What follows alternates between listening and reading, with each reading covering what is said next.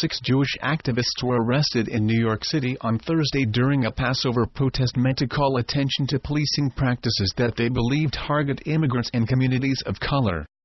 The 6 activists, all associated with the progressive Jewish group Jews for Racial and Economic Justice, were charged with disorderly conduct after sitting in a crosswalk in downtown Manhattan and refusing to leave, an NYPD detective confirmed to the Huffington Post.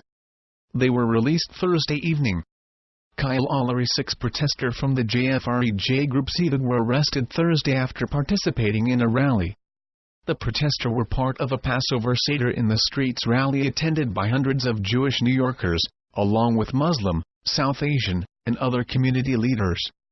The activists called on New York City's Mayor Bill de Blasio to end the city's broken windows approach towards policing and give New Yorkers a real sanctuary city, according to a press release. JFREJ member Yehuda Webster, who was arrested on Thursday, said in a statement, "Passover is not only a time to remember our journey as Jews from captivity to freedom, but also a time to be reminded of our obligation to make sure we all get free, we all find sanctuary."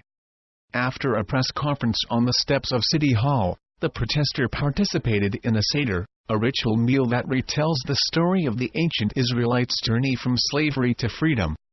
As part of the holiday, Jewish families have a tradition of hiding a piece of flat bread, or matzah, for children to find.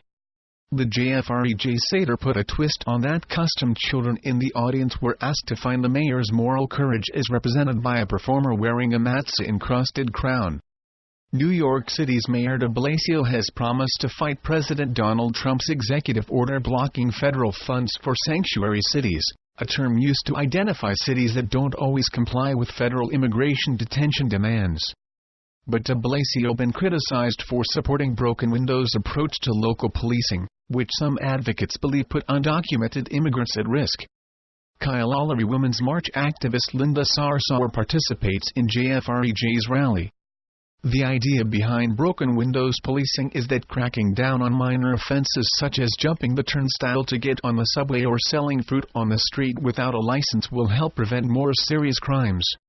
But rights groups claim this policy unfairly targets immigrants and can lead to deportations, since information about the arrested individuals is shared with the Federal Bureau of Investigation and Immigration and Enforcement Control.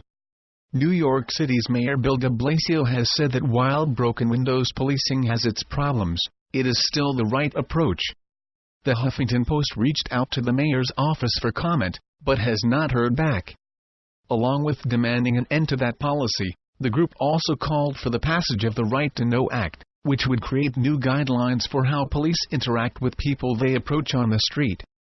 JFREJ member Daniel Rajendra, one of the protesters arrested on Thursday, said that her family's history inspired her activism for undocumented immigrants today. "My dad was an immigrant. New York is the place where my past and immediate ancestors ceased to wander, and made a home an option that should be available to all New Yorkers," Rajendra said in a statement. "Right now too many New Yorkers are neither free nor safe in their own neighborhoods, workplaces, and places of worship, and therefore my own Jewish liberation is incomplete." Do you have information you want to share with the Huffington Post? Here's how. Martin Luther King and Jewish leaders. One of 10. Julius Rosenwald. Julius Rosenwald is a philanthropist and former part owner of Sears, Roebuck and Company, who lived before the Civil Rights era but used his personal wealth to advance the lives of young Black Americans.